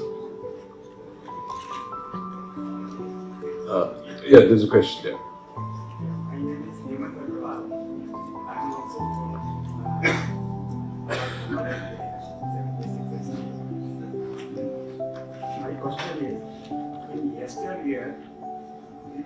Used to call it modern architecture, but now that is in past. So how we name that architecture today? See, I personally think that modern architecture, what was mentioned, I think this is working. I think what was meant, it was meant to be called contemporary architecture.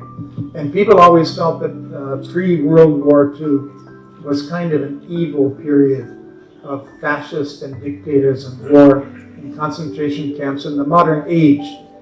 The term really comes out of the modern age, and there's a lot of debate in Europe that modernism starts when Don Quixote rides out of his village on a donkey and says, I don't believe in God, I don't believe in the church, I believe in myself.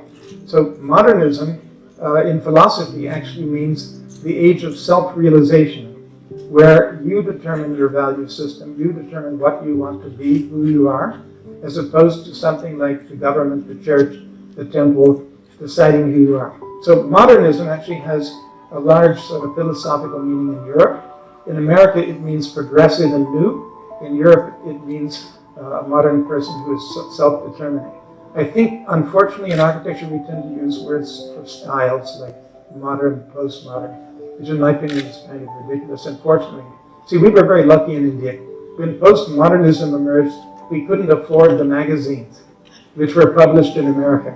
So unless you traveled to America, you didn't get polluted by all this kind of gibberish, which was more academic. It was the high priest, as I was talking about, the high priest in the temples of learning decided that we'll have a new wave of architecture. But, you know, you had some pretty bad buildings. Philip Johnson, who I was honored to meet in his lovely glass house, designed the AT&T building. I think we called it the Chippendale building, because in America, during Paul Revere's time, we made these cabinets out of wood with a top, with a pinnacle like a Greek temple kind of. And so he put one of those Chippendale cabinet roofs on the building. Completely nonsensical, completely up here in the brain, kind of a no-starter. So I don't know, you know, I have a lot of opinions about postmodernism. Unfortunately, we just lost Robert Venturi, who was a great proponent of that. And we used to call it Harvard when Denise Scott Brown, who apparently was married to him, she was a great speaker, and we called her Mrs. Force, and we called him Mr. Form. So all of these discussions about modernism, postmodernism, contemporary architecture, I think they're very important, and I think we should look into the roots of the whole modern movement in terms of people discovering themselves. You telling me, Christopher, the hell with you, I have my own ideas. And I say, the hell with the church, the hell with the government, I have my own self. So I think it's a very important movement in self-realization.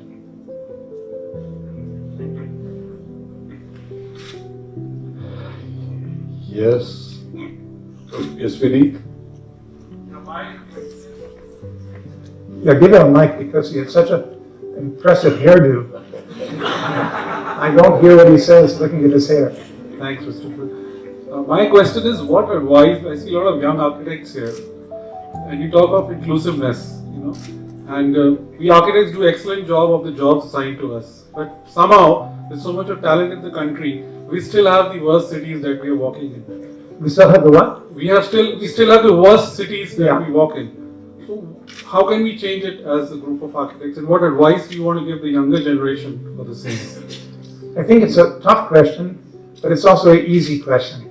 You know, if you go back and look at the founders of the CIAM, you know, the International Movement of Contemporary Architecture, if you forget about all the sort of sexy, sculpturous buildings that Le Corbusier did, which I love, like Grandchamp, and all these buildings, go back into the 1920s when they started. They were concerned about the same things I talked about today.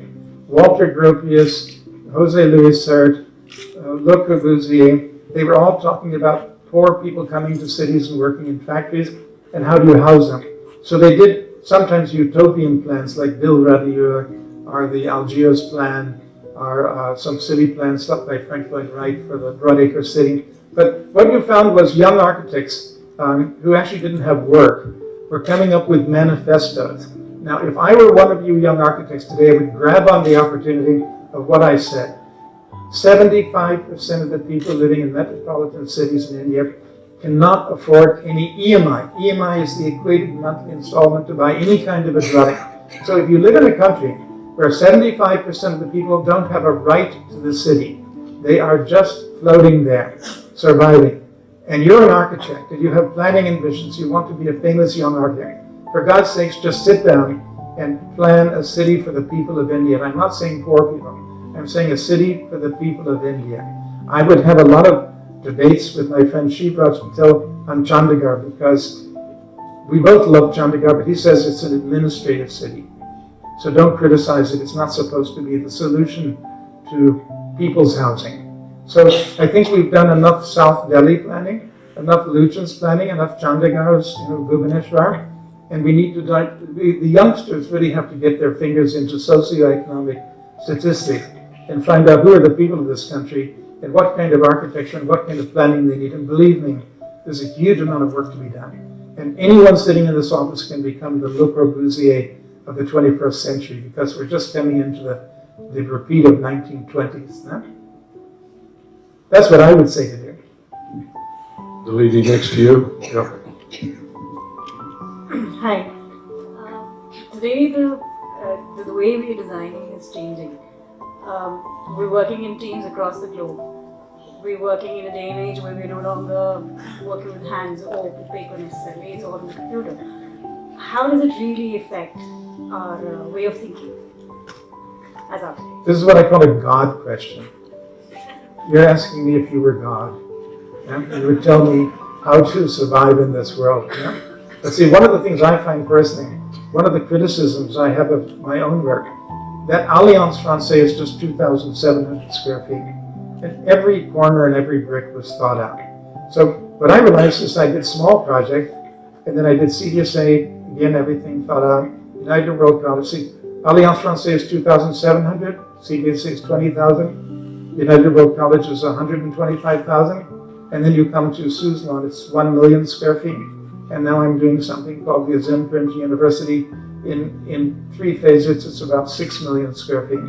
And we did a housing project for Abhishek Lodha, a large gated community, which I criticized, but I did one, I'm confessing. The larger the project, the less detailing. The larger the project, the more repetition. The larger the project, the more we go away from things you see in Raj Raval's work. Beautiful details everywhere. So I think that's one of the worrisome things. And it's made me to talk with people in my studio, hey, let's just not do this anymore. It's very exciting if somebody like Mr. Zen Premji comes and says, do a 5 million square foot university. But when you actually start doing it, you realize the players become more, project managers become more important than architects. Contractors become more important than architects. Time schedules and budgets become more important than poetry. So I think this is a kind of a challenge. You're likely, most of the young people here, I think, will get hired by corporations. The era of the individual architect like Cyrus or like Raj and myself, who sit in our studios, which are kind of ashrams, and we deal with young people about poetry and ideas. I really am afraid that that could evaporate as large corporate offices from around the world come into India. And they sort of challenge us, you want to be part of this game or not? Again, it's the individual versus the community. It's a difficult but a good question. Thank you. There's a question here. Like you your opinion about the evolving concept of the smart cities in India. Would you like to comment on that? See, smart cities, in my opinion, is just well, it's kind of like green buildings and other 4-letter words. You see, it's a slogan. And I actually find, say, our city was the first city, Pune, to become a smart city, and even it's been told that it's the most livable city in India. So I'm going to say 2 things. Music along with my answer. No, thank you very much, I like it. Huh? So look, see, to me a smart city is very simple. If you read any municipal act of any state government in India, it says municipal corporations are supposed to supply potable drinking water, sewage systems, roads, street lighting, footpaths, solid waste disposal, and maybe a couple of other things. Any city that does that, any city that follows its state municipal act and provides its city with these, say, 7 things is a smart city. Not all this nonsense we're talking here. In Pune, the pilot area for the smart cities. Now, I don't know if you know what the smart cities. The pilot area is an area which will be made a lot of investments, and over the next, I think, 5 years, it's supposed to become equal to neighborhoods awards in Portland, Oregon, and in, I can't remember the city in Australia, which are really smart cities. Right? So what do they choose? They choose Benninger and Baliwadi, where you saw India House. Now, I believe that the people who live in Benninger and Baliwadi have higher, what is the word, PPP? You'll tell me what it means, personal purchasing power. I believe that we people living in Benninger and Baliwadi have higher per capita purchasing powers than people who live in Melbourne and who live in Portland. In other words, you've got people living in very poorly managed neighborhoods in India who are actually richer than the foreigners, and they're telling us that within 5 years, our neighborhoods should be equal to those poor people's neighborhoods. I'm making a joke. What is interesting is the government has come out with something called livability. Livability, I'm making a wild guess, has something like 72 parameters. Right? They have, for example, a parameter called drinking water, potable water. If everyone in your city has a potable drinking water tap, you get 70 out of 100 points. If all those potable drinking taps are metered, you get another 30 points.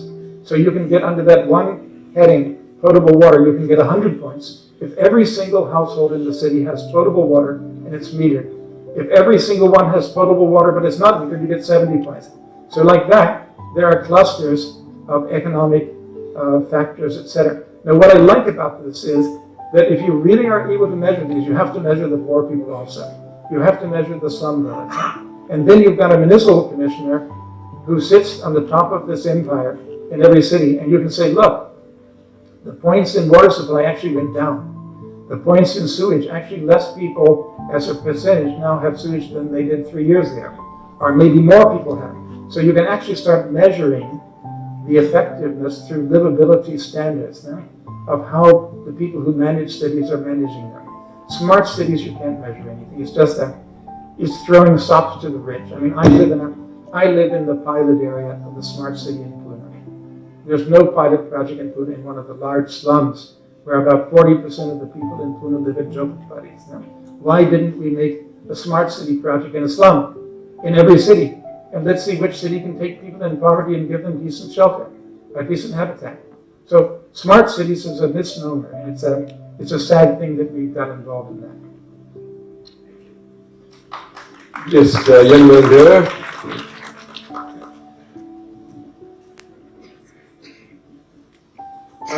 So I think the reason we have such bad examples of architecture is because the people are so much into commercialization and digitalization, and they are not able to rely. They are so much into the hustle and bustle and of the city that they are not able to realize the essence of life, because they doesn't have those pauses in life to realize. So how are there any innovative ways that we can incorporate such pauses in our designs so that people can connect Have more to bars. themselves? Have more bars and go to drink more.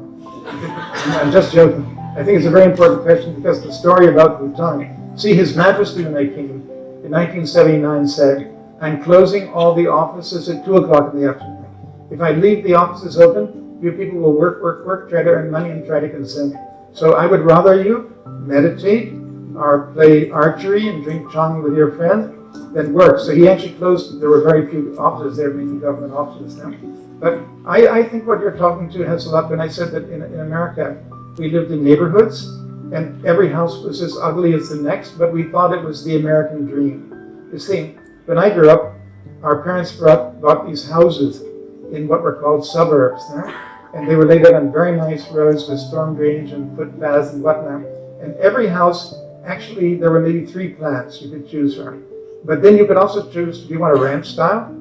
Or do you want a Spanish colonial with stucco?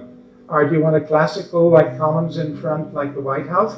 And you could have the style pasted on front of your house there. And people thought that was good. But that was just consumerism. It was actually very boring. It was actually very numbing of your thought processes. It made people think that life is composed of 3 choices: ranch style, Spanish colonial, and classical. And what you're talking about is actually, you should not be studying architecture, you should be studying philosophy. Because no, I think it was an amazingly insightful question. And I think it's an insightful question because he's concerned not really about architecture, but about our whole consumer society. In everything we're doing that. In everything we're not thinking. We go to bed having the best brand of whiskey every night, and we think that's capped the day. We're not meditating, we're not thinking, we're not living traditional lives of it, if I can be partly saying that. But I think it's a great question, but I frankly feel it's way beyond my capacity to answer.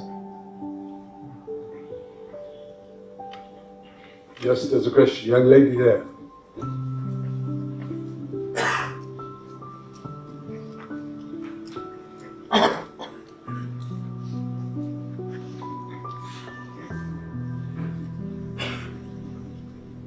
Good evening, sir.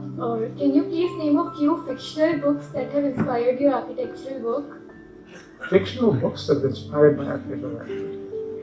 Fictional? That's a good question. You know, everybody would answer Ayn Rand, you know? But, you know, everybody here, even the non-architects, you know, I think traveling, you know, I talked about travel. I think travel, and maybe books on travel, where you have cases where, you know, people are living in particular environments in the cities and the architecture, impacts on them. Right off the top of my head, you can read Sumit Paul's most recent book. Is Sumit here someplace? He was here in the beginning. Maybe He's there. Yes. he's there. He's just written a book about a murder case now, which I read. And I think when he wrote that, he was walking through one of my buildings, and it inspired him to write about a murder case. But do look up on Amazon Sumit Paul, and you can read, what is it, The Dead Only Kill, or what's the name of that book? The dead can also kill. The dead can also kill. So I'll tell you, it's the dead that also can also kill inspires my next building. No, really, I like to write, but I think, see, you could call The Natural House, we showed that, you could call it fiction. It's a book by Frank Lloyd Wright. And when I was a kid, I think I was 14, my aunt gave it to me. And I had been a terrible student. I didn't want to be anything when I grew up. And when I got that book, I read through it in one day, from maybe 2 o'clock in the afternoon until 4 o'clock in the morning. And I said to myself, I'm going to become an architect. So, and that's a piece of fiction. If you read a lot of the classic writing of architects in the 1930s, 40s, and 50s, you'll find a lot of inspiration there. Thank you, sir.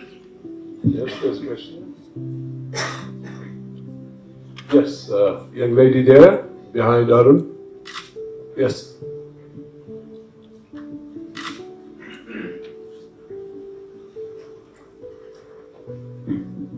Hello, sir. In your lecture, you mentioned writing and the fact that you took writing classes and you came up with a book as well.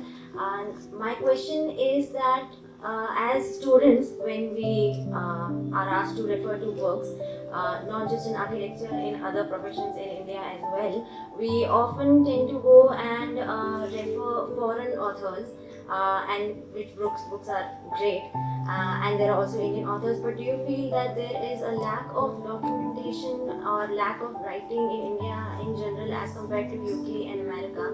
And also, since childhood we are always asked that what would you like to do when you grow up, and questions like these, which I think are a bit limiting. And I also think that as students, we are just starting out and we have this complex of what wisdom can we impart or what can we add in the profession.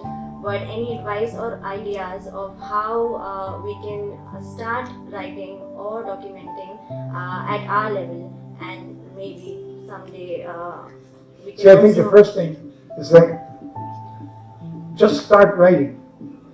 Send it to Sumit Paul, A+B, who's the editor. No, I'm serious now.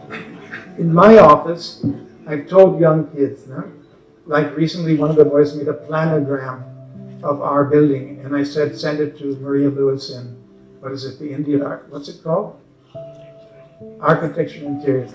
So he read an article. I was in Tuscany and I got, I think it was from Sumit's office, to write something on my work and environment. So I asked the boy in my office, why don't you, Anandra, why don't you write an article? I can't do it. I should take these buildings right. He wrote a beautiful article. So I actually feel like if you want to learn to swim, jump in the water. Nobody's going to teach you how to write. I can tell you to go for writing classes. I'm sure that there are a lot of tutorials in writing. What I've done, see, unfortunately, I became on the board of management of a university in Ahmedabad called SEPT University. And because I've been involved with that university for 50 years now, so I said if I have one impact on this university, everyone who comes to study here will learn to write something. So I copied what happened to me when I was a freshman. I said every incoming student will spend 2 classes, 2 times a week, for first and second semester in a writing laboratory. What happens in a writing laboratory? You walk in, the teacher gives everybody paper and you write with pencil. You write on some topic, like what building do you like the best? You can only write something like 5 or 10 pages. Huh? And then you hand it in, you come back the next 2 days later, he gives you another assignment, and then he calls you one at a time. And he says, listen, young lady, every time you say Roger Ball, you say the Roger Ball. Every time you say Christopher, you say the Christopher. Huh? So he circles all those D's. Huh? And lo and behold, after 2 weeks, you stop writing the in front of people's names. Huh? And then one by one, he starts picking up your mistake. And in a laboratory, by the end of the semester, you can write fairly well. You can at least write a letter applying for a job. Or, because people don't know how to do that.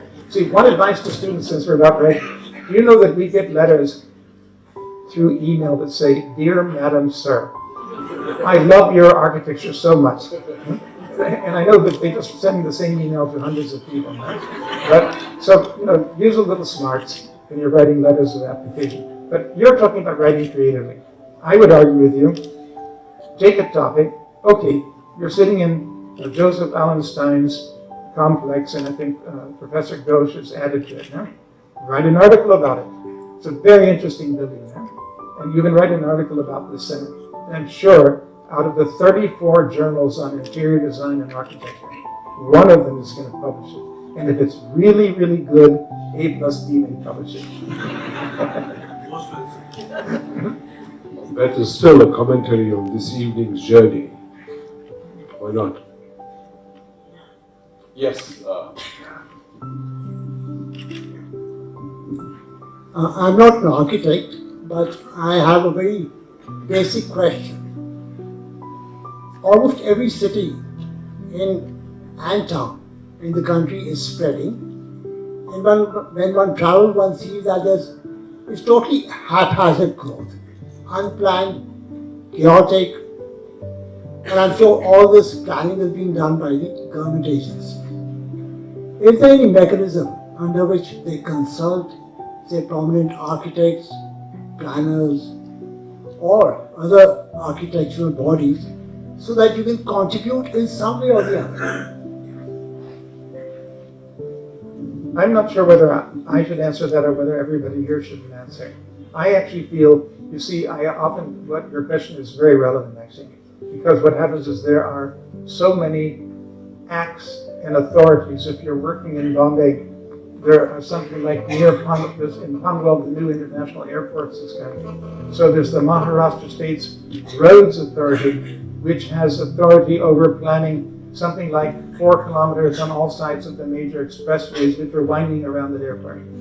Then there's the Sidco Development Corporation, and then there's the Bombay Metropolitan Regional. Recently somebody asked me to do a kind of a community plan for 200 acres, and I came to know before starting this that there are 4 authorities who are supposedly controlling planning, but they're not planning, they're just controlling. The problem is that our planning legislation is more and more control and less visionary.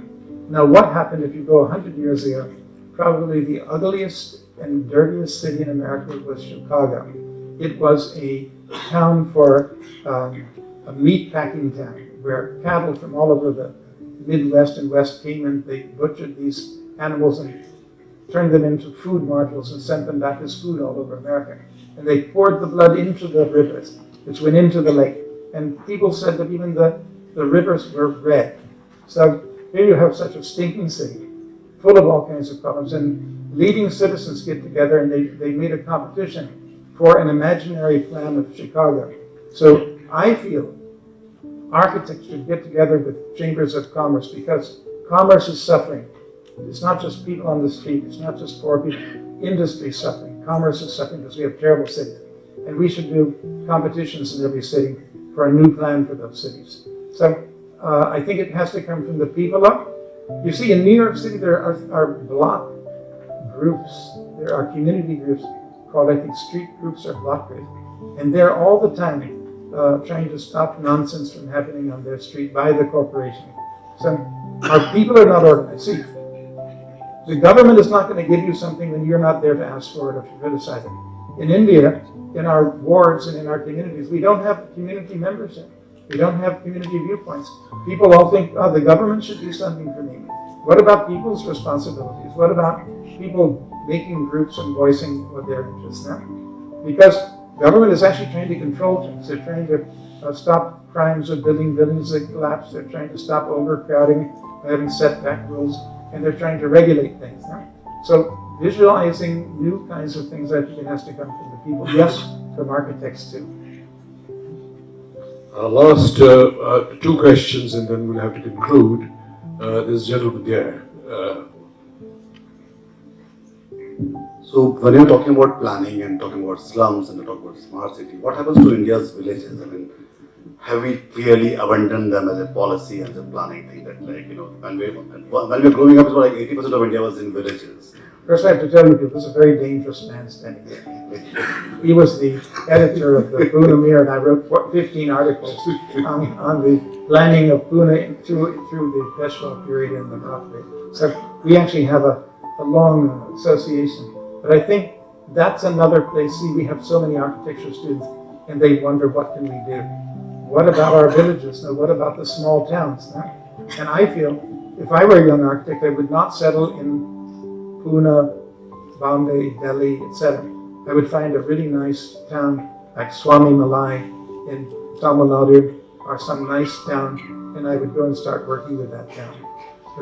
But I think architects have to go there, but they have to go there maybe like, I don't know, what was it, Meyer, who went to Etwa and did a plan for Nehru or better? People used to do that. You know? Architects used to go and live in areas and do innovative model kind of plans for rural development and things like that. And the trouble is, you're right, we tend to think of architecture as a skyscraper, and we don't think about villages. But are you suggesting to me that I should tell students that they go work in villages there?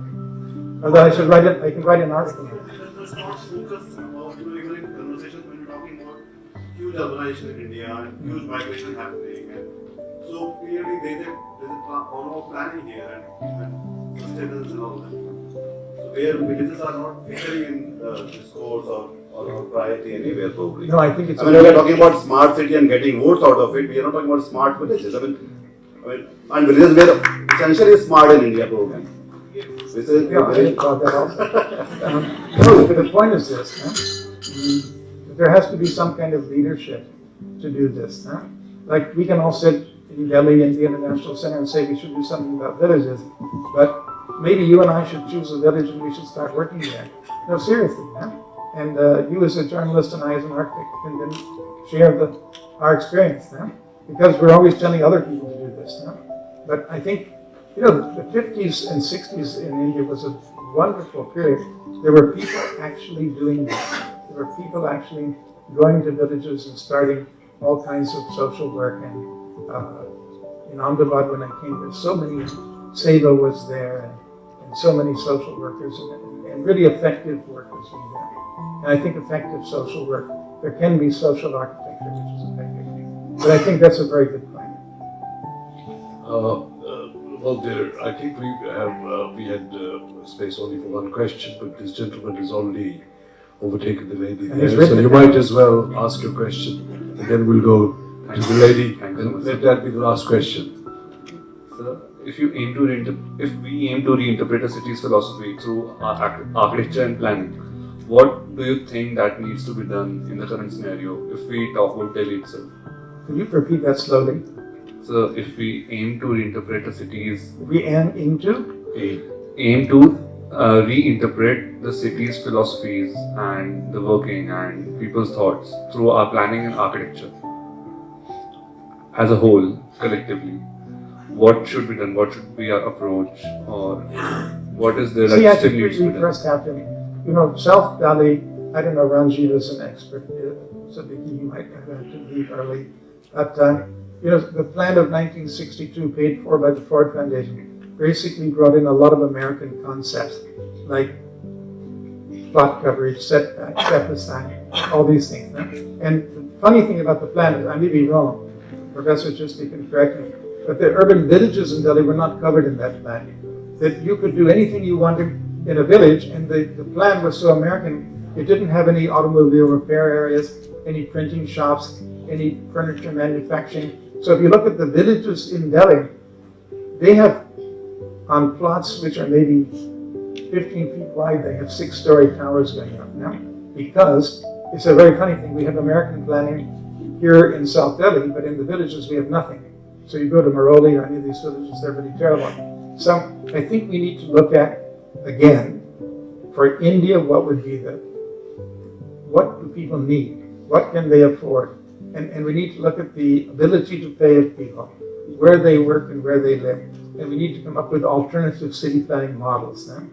It could be, my suspicion is my site and services project, where you have maybe 300 square foot plots, which are 11 or 10 feet wide, and you let people build their own houses, because they're building their own houses anyway. So why don't we lay out with water supply, sewage, and storm drains, and some sort of footpath, plots, which could be 300-400 square feet, and let people build their own houses, and make it legal, make it part of a system where they get the basic 7 smart city inputs now. And then we develop neighborhood plans, and we develop ward plans and things out of that. But what you're asking is what needs to be done? We need to start over and look at all the rules now, the setback rules, the coverage rules, and we need to either throw them out and say that they're not applicable, and come up with new ideas about how to do planning. Because we're trapped in a kind of system of town planning, like development control rules, planning rules, etc., which are creating the cities we're living in. Shouldn't the cultural context, the original Indian context, be restored somehow? See, I agree with you, but by that you don't mean conservation. You mean if a new town is planned, I believe, buildings can have shared walls with courtyards. They can have pedestrian paths leading to them, park the cars in some parking zone and let people walk into pedestrian areas. Like, you could take Old Delhi and say, okay, that's a planning model for a modern city. And then how do you do that? What do you learn from Old Delhi about environment, sharing walls and cutting heating, courtyards, public domains, public little places for people to meet, feed birds and whatnot. So I think what you're saying is, why don't we take 2 steps backwards and walk 3 steps forward by learning from the past. I think that's something that can be done. And then, see, you young people can come up with new models, new prototypes, new visionary ideas. That's what I'm trying to tell you. You know the names of Walter Gropius and you know the names of Le Corbusier, but you know that they did competitions in the 1920s to think of new models for cities in Europe. Some of the models were ridiculous. I think many of the things Corbusier thought of were very utopian, driving on tops of buildings and things like that. But still, see, it's even good to do a ridiculous plan to scare people into thinking we need to change. So even if young people come up with plans which are kind of preposterous now, like I've done a plan for South Bombay, purposely a preposterous plan to house young people in South Bombay, because South Bombay is dying because young people can't afford to live there. Therefore, MNCs are moving out of Bombay, so you get 25% of the offices empty because you can't hire people, right? And you have no place for young people to live. So out of 10 students who study in Bombay universities, only 3 get jobs there. Everybody migrates out. Bombay is a dying city. The metropolitan area is exploding. Interesting kind of contradiction. But we need new planning ideas, new housing ideas to bring young people back into the cities. It means small studio apartments and things like that. How is the smart city? I think there's the last question, the girl in the orange. Hello everyone. Good evening, everyone. Sir, I just wanted to ask that how, as an architect, we can change mentality of people, their social behavior through architecture. There's another God question. If I were God, I could answer that. But I think I would first get a PhD in psychology. But see, how we can change people's mentalities? I think, frankly, when you walk into the old Stein campus, not so much the new one, but when you walk in, even here, you look up at the ceiling, you see the common man, if he walks in here, he gets some idea that, guess what? There's a better life out there. So I think taking school kids on tours of pieces of architecture, both historical pieces as well as modern architecture in Delhi, expose the kids, expose youngsters in primary and secondary schools, and tell them, we can also have a course. We can insist the government have a course for secondary schools on what is architecture and what is good space, and students should be taken to those places to see what it's like. Thank you, sir. Well, quick, yeah.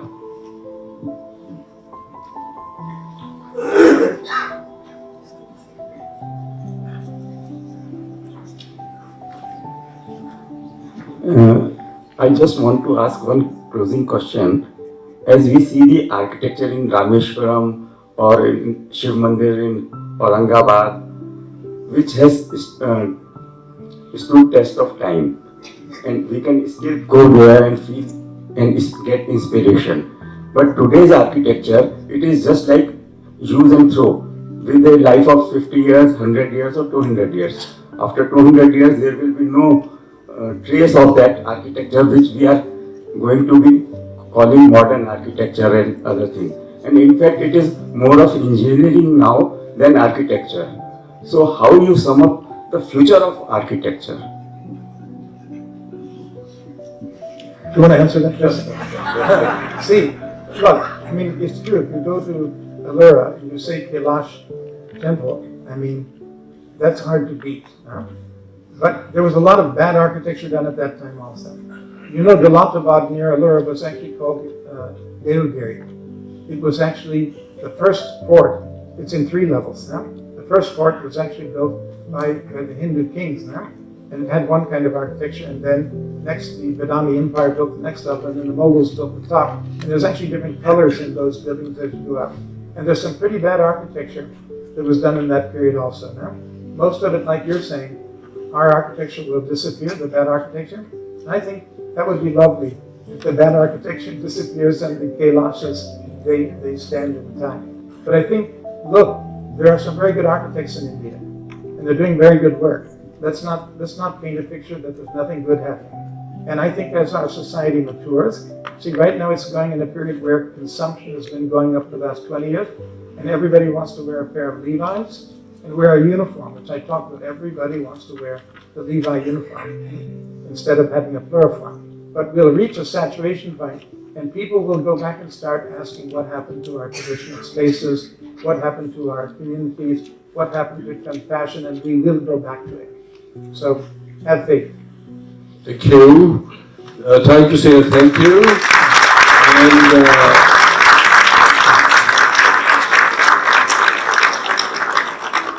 And may I request Awa to come to the dais and do needful.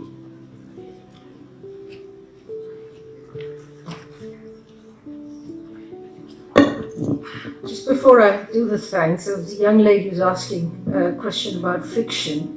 And it's something sort of occurred to me, and it's something I read some years ago, the book, Nancy Horan's debut called Loving Frank. I don't know if it's Loving Frank. It's about Frank Lloyd Wright's relationship with Mema, early part of the 20th century, during a time of his creative time. And then, of course, you have Arundhati Roy, who graduated from the School of Planning and Architecture. So fiction and architecture is interchangeable. But anyway, that's by the by. Professor Benninger, thank you so much. And I want to thank you on behalf of the Jhabvala family and SPA. This was really very enlightening insight. to your journey through a very full and obviously very fulfilled and indeed fulfilling life. It's quite breathtaking, actually. What you have achieved in your lifetime is astounding, and I think many people are aware of that. It's an inspiration to people of all ages in all walks of life. And I think what's particularly interesting is the number of young people you've attracted today and the questions that you've had from there. Just goes to show the influence you've had, and it's still spreading out, and you urging the young people to rise to the challenges, and I think that's really encouraging. Thank you.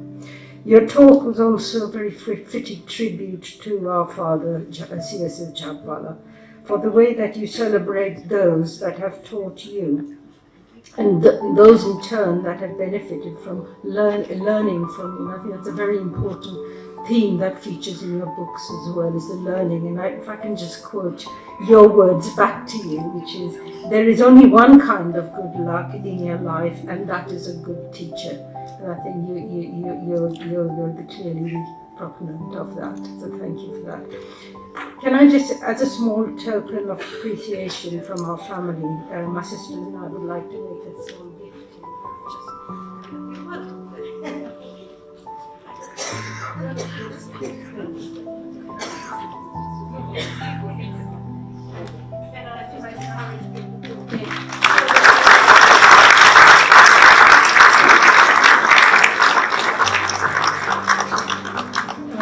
Before ending, I have just a few more important thanks to make. My sister Renana for her initiative and her ideas and her organizational skills. And as we know, without her, we wouldn't be having these series of lectures. Thank you for her. And I'd like to thank Professor Chisti Iftikhar, thank you very much, and Professor Mihir Bhatt for their role in the selection of the speaker. Obviously, they had a really good selection. And for planning the event, and in many ways making the lecture series a real success. Thank you to them both. Also, Iftikhar for ably conducting today's session, introducing today's session as well. Professor Mahavir and Professor Chetan Vedya, I'd like to thank you for helping the selection of the speaker as well. Special thanks to Professor Mahavir for all your help in making this event possible. Thank you. Can I also just thank Ram Prasad, who's here, who orchestrated the arrangements today. Thank you for that, Ram. Finally, Bharti, who you see walking around with the roving microphone. She's been really worked hard in the background, and Nina too. In particular, Bharti, thank you for all your help. But once again, ladies and gentlemen, thank you to you as well.